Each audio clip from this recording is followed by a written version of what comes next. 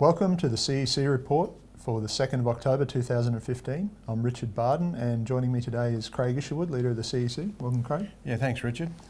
So on today's show, US officials, allied nations rebel against Obama's regime change mania, and 70 years later, BRICS leaders are reviving Roosevelt's vision for the UN.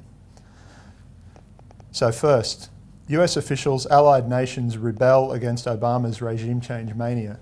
So Craig, we're having a bit of a UN special today on the show. Yeah, well, I can see, I think people have seen a lot of interesting events take place in the last week. I mean, these are actually quite significant events, Richard, and we'll go through some of the details, but what's really surprising is that Obama has been flanked big time because of Putin's actions in Syria. And this has been reinforced by what's just taken place in the UN. And it's a game changer. Even Julie Bishop has come out in the last week supporting the idea that, for example, Bashar al-Assad should remain as the president of Syria. For a transition government, which is what? Which is a complete change, because before it was regime change. And what we're seeing, what we've been seeing in the last week is that this move that Putin has taken of going in there to support the Syrian government is widely supported amongst countries, and because it's actually being done legally, Richard, and it's not illegal. I mean, most of the coalition stuff that's been done by the West has been done on the basis of unilateral action, because America sees itself as being a unilateral force within the world. Now, this has been rejected big time by many countries, particularly the BRICS. And if you go back to the formation of the BRICS under Primakov back in the late 90s, his whole idea was to create a multipolar world, no longer accept the fact that the US is the supreme ruling function. Now, you know, what Putin has done is done in the framework of the United Nations. It's legal under international law, so a lot more countries can jump on board and say, yeah, this is great, we can join under this. the UN Charter. Yes. Yeah, and he's gone to his own Federation Council, the upper house of the Russian Parliament, and got permission to go into Syria, which is something that Obama has pointedly not done in his endeavours. And he actually, and Obama actually reasserted. I mean, the height of this guy is unbelievable. But Obama went and stood in front of the UN General Assembly and made a really disgusting speech, blamed Assad for the creation of ISIS, attacked Russia for supporting him, completely flying in the face of reality, and declared his right, while citing the international rule of law and the evil of might makes right. He actually, you know, he's just made up the history that suits him. He says, let's remember how this started. Assad reacted to peaceful protests by escalating repression and killing that in turn created the environment for the current strife. Well, that's simply false, as Obama's own former head of the Defense Intelligence Agency, Michael Flynn, pointed out, that we discussed on this show before, that it was Obama's willful decision to create a Salafist caliphate in Iraq and Syria. So, or to support the groups that were angling towards that. And yeah, I mean, one of the interesting things, as you say, is that Obama's intention here was regime change, get rid of Assad at any cost. And it's only because Putin has stepped in that any cost is not good enough, because if you had the establishment of a caliphate, if you keep doing, I mean, Obama was actually supporting the Al-Qaeda groupings. He's actually funding them, you know, Al-Nusra forces and so forth. These groups are the ones that he's actually funding to so-called defeat ISIS. Now, there's a bit of a tension here with the Russians, in that the Russians have said that any group that's a terrorist group in Syria, whether that be Al-Nusra, you know, or the other terrorist groups that are so-called being supported by the West, then they have to go too. Any terrorist group that's on the terrorist list for Russia will be a target. Now, that's creating big problems for Obama, because these are the groups that Obama is funding. I mean, this directionality that Putin is taking the fight means that there's a potential for a solution. and there's been a call for a third Geneva conference, which means involving Assad, Iran, Iraq, the US, Russia, all Turkey, interested parties, including the Gulf states that have been funding these Salafist groups. But I think you should give people a bit of a sense of just how much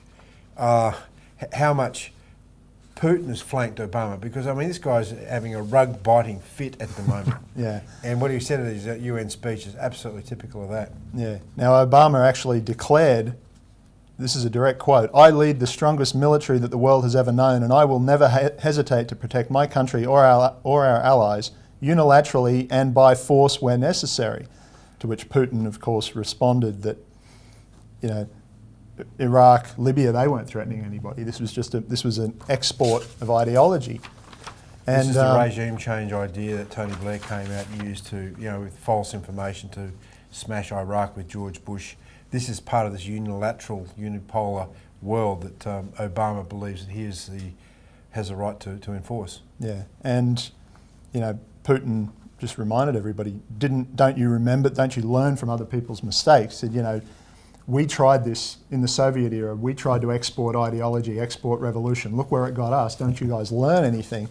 And Putin's initiative is getting a lot of international support, including, as we said in the title of the segment, the US's own allies, including Australia, where you know, Julie Bishop's come out and said that, we're going to talk to all parties. We need to have a political solution. Germany has continuously rejected Obama's line. Well, Germany's taken the largest mass of refugees at the present time, and this is a game changer again for Europe, because they're dealing with a problem that's going to get worse if the Obama policy is continued. More bombings and so forth. Or, you know, the fact is you've got Damascus, the major city of Syria. 5 million people live there. If the Assad regime was weakened and fell, it means you'd have a huge more influx. 10 million people have already left Syria right now. Or they've left their homes, internally displaced, and then a million or so are in Europe. And even in the United States, Obama's coming up against really stiff resistance, including from his own majority leader in the ranking Democrat on the Intelligence Committee, Dianne Feinstein, who's known as something of a hawkish figure, and she's saying, of course we have to work with the Russians. You know, the Republicans are split now that John Boehner's gone, who was Obama's main ally in the House. Explain how that actually works, because people aren't really familiar with the US politics. Because John Boehner was a Republican leader in the Congress and would make these deals with Obama on the golf course, bypass the debate that the Congress is there to have, and just make all these dirty deals on the Trans-Pacific Partnership, on invasions of various countries, getting around the need for congressional approval. And it's going to be a lot harder for Obama to do that now that Boehner's gone. And particularly, the other thing that I really wanted to point out how big of a resistance it is John Kerry, the Secretary of State, who works for Obama, was appointed by Obama to replace Hillary Clinton. The day after Obama made this speech asserting that Assad has to go, we have the right to unilaterally intervene, this is how it's going to be, John Kerry goes on national television on 2 different interviews, 2 different channels, and says, we're going to work with the Russians, we're going to have a transition, an orderly transition, a managed transition, he said, so that you don't have fear for retribution, loss of life, revenge. It's going to happen over a reasonable period of time. And he spoke about all the relationship that he has, particularly with Sergei Lavrov, the Russian foreign minister. It was the 2 of them that arranged the destruction of Syria's chemical weapons a year ago this month, that Obama continues to assert Assad is using, when it's known, it's a matter of public record that they don't exist anymore. So, and the most important thing, of course, is Kerry's come out and said that it's off the table now. We're working with the Assad government. We have the view that there has to be a transition. So, in terms of any peace settlements and so forth. Assad has to be transitioned out of this. But really, in diplomatic terms, that's sort of like a face-saving move to say, look, we've got to change position here because of how we're being flanked by the Russians, by Putin in Syria right now. So it's a very, very interesting, rapidly changing circumstances in Syria and globally because of what Putin's done. And I believe we just heard some reports that there's been some breakthroughs in the Minsk agreements in Ukraine, that President Putin has been very active, very aggressive in trying to get an end to this war in eastern Ukraine, and the leader of the Donetsk party of the Minsk agreement said that there were significant breakthroughs that could lead to the end of hostilities and war in Ukraine, which is another function big blow. of this Another flank. big blow against Obama. Yeah. We're going to take a break there, and we'll continue the discussion after that.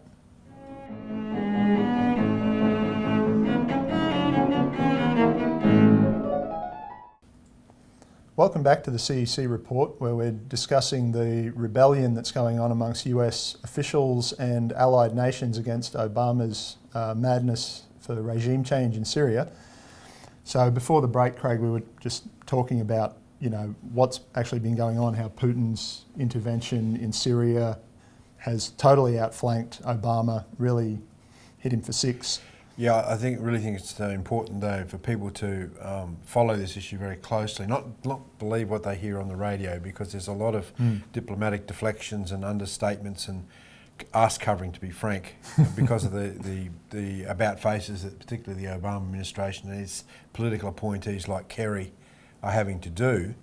But the intention is clear amongst Putin and many other nations now that they're not going to tolerate this unilateral, unipolar approach of the Obama administration to wage war, to determine who gets sanctioned, to fund terrorist groups, to topple through regime change legitimate governments for the sake of maintaining this unilateral approach. So the point to really make clear to people, though, is, look, Obama is still the President of the United States. Yeah. And he's not going to go quietly, No, he's a narcissist. He's got a very, very nasty personality, and people can see that from the types of domestic policies. For example, Obamacare, which is killing people, killing the aged and disabled in particular. These sorts of policies are what he represents. So we have to, whilst he's contained in a sense because of this flank, he's not out of the picture by any means. And that's really where the danger lies. Hopefully he doesn't start a war somewhere else. But I mean, we're moving, from a month ago, we're in a completely different global position. We do have the publication of the Australian Alert Service, which I think people can really get a call and get a free copy of. Yep, we cover this material all the time, and what I find is that when moving around the country, speaking to our membership at large meetings, most people don't have a clue what's going on strategically and globally. Yep. Well, that'll do for that subject. We'll move on to our second topic, which is that 70 years after the foundation of the UN, the BRICS leaders are actually restoring Roosevelt's original vision. And that's for the UN. For the UN, yeah. So for people who don't know, Franklin Roosevelt, the UN was his idea, not in quite the form that it was eventually founded in, because of course he had died in 1945 before it was established. But the idea of having a forum where nations could meet to work out ways to cooperate for mutual development, to have dialogue instead of wars between major powers. It was Roosevelt's attempt to bring the real American system of economy and his New Deal strategies, particularly major infrastructure development, investment in new technologies, for the betterment of everybody, to bring that to the world stage, to make that the governing system of international relations. And of course, we've seen that degraded deliberately, largely by a United States that's been politically controlled by Wall Street, by the City of London, by extension. And as that system comes apart now, as we talk about all the time on this show, the leaders of the BRICS countries, that's Brazil, Russia, India, China, South Africa, that are establishing this new financial architecture for the world, new economic system, they're using the UN for its original purpose now. They're coming together to eliminate the causes of these wars and conflicts between nations and within nations, and actually just change the discussion, change the whole system. I'll actually bring it back to the issue of international law, Richard, because one of the key, the BRICS have come together around three very key ideas. The first is that national sovereignty, that is that nation states form the basis, the boundary, the lawful boundary. It was created as such by Nicholas of Cusa, this idea of nation states representing the need to have a structure like nation states to represent the general welfare of the population, right? So national sovereignty, first and foremost, is most important. And that also means you have to respect the types of leadership that's in there and work through peaceful means to solve the problems, not go in and literally assassinate heads of state because you believe you have the responsibility to protect, which is the doctrine of the Tony Blair and others, overturning this idea of the Treaty of Westphalia. So that's the first thing. National sovereignty amongst the BRICS countries is first and foremost, and within that you then look at this question of international law. What forums can we use to promote international law? And the United Nations is a brilliant forum for that, because that's why it's there. It's there to, in a sense, protect the sovereignty, or it should be there to protect the sovereignty of nations, but through a legal process. And you have other formations too, like, for example, the former G8 has become the G7, and as Russia and others have said, because Russia's been kicked out of the G8, the more effective forum is actually the G20, because you're bringing together larger groupings of nations around key discussions. But outside of those, Western involved nations, you have the formulation of the BRICS, the countries that you mentioned, whereby they're collaborating amongst themselves for huge amounts of economic development.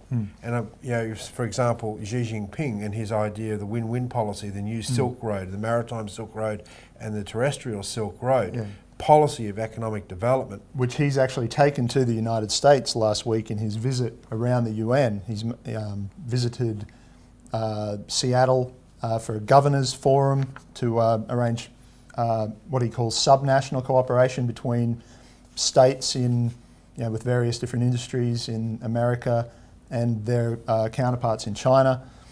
He made an announcement, I believe, he was going to give a huge amount of money or support for poorer nations. Yeah, it's $2 billion into an assistance fund, and then China's going to build 600 projects for poor countries, gratis, no strings attached, in agriculture, in infrastructure, education.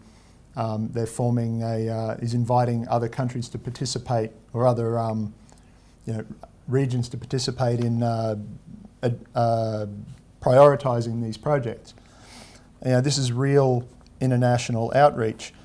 On the other side of it, you've got what the powers that be in the UN are attempting to promote with this green summit they're holding later in the year in Paris.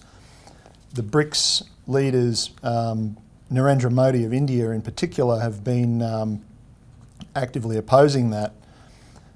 Modi made an address at the UN, where he said, okay, you're worried about climate change. Now, I don't think Modi's worried about climate change, given India's building 500 and something coal-fired power stations, but he said, that's fine, but we need to work out a way to do this where developed nations don't have the right to tell developing nations that they're not allowed to do certain things that the developed nations have already done, because you're going to use up resources, you're going to heat up the climate or some nonsense like that. So we'll take a break there. We'll continue the discussion in a moment.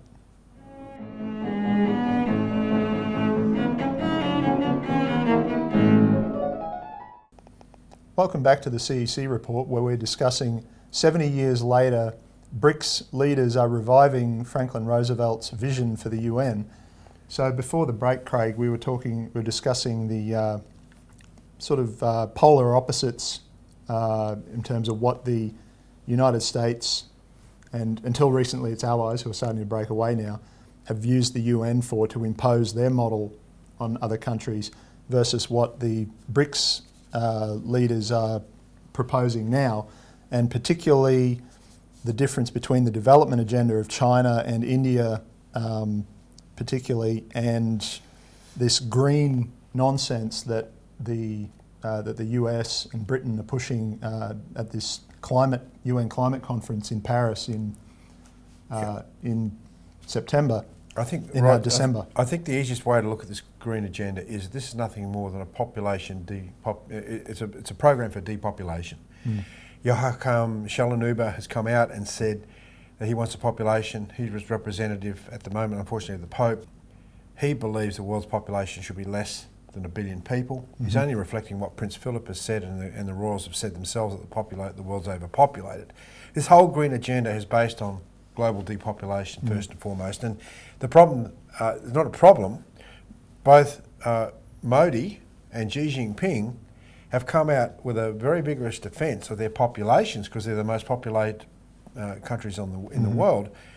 And I was at the Civic BRICS Forum in July earlier this year, where this was an issue between some of the BRICS countries, because what the Chinese came out and said is that you cannot lift large numbers of impoverished and poor people out of their situations without a commitment to high technology and new forms of advanced technologies.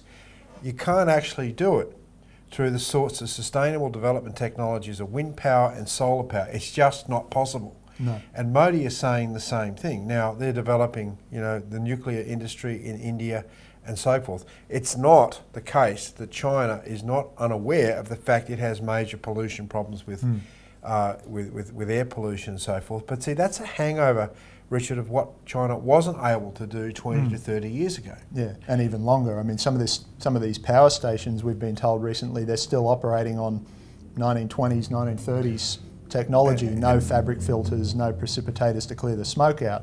And that's the problem with China's trying to bring itself, and it has. I mean, it's brought 400 million people up from dire poverty, up out of that over the last 10 years. And for China to do that with its huge population is just a sense of what it is capable of doing. And it intends to bring that same methodology to other countries. As you said, it's going to be looking at bringing assistance for 600 projects to other poor countries. It's got the runs on the board. So you have this very clear warning, which was delivered to Obama by Xi Jinping in the United States this week, is that either both Modi and China aren't going to accept the genocidal aspects of the green policies of forcing them to go with so-called sustainable energy, renewable energies, in order to be able to lift up their populations. Look, that's a complete lie. We've got plenty of material to prove that's the case. But I think that that's really the issue at heart that the BRICS countries, in terms of development, are fighting against. Yep. Well, we've run out of time once again, but people can call in, get a free copy of our Australian Alert Service newsletter that covers all these subjects in detail. In fact, there's a special in there on the subject of the green fascism at the moment. Yep. And we'll see you all next week. Thanks, Craig. Thank you for watching. And tune in again for the CEC Report.